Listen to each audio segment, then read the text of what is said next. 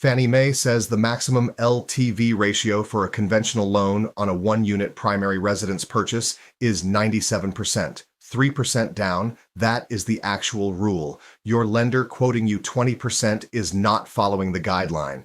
They are following their own internal policy stacked on top of it. Those are two completely different things. You are probably watching this because a lender told you your LTV was too high and you have no idea why. A client of mine named Kenneth was in that exact spot. 34 years old, 720 credit score, buying a single-family home in Richmond, Virginia. His lender told him he needed 20% down. He almost walked away from the deal.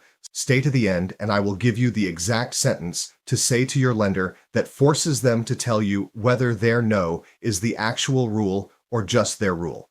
Here is what the guideline actually says.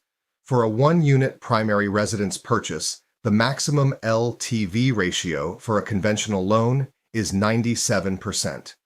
The Eligibility Matrix breaks this down by property type, transaction type, and credit score tier. Kenneth had a 720 FICO score. The matrix allows 97% LTV at that tier. No version of the published guideline requires 20% down from a borrower with a 720 score buying a primary residence. None.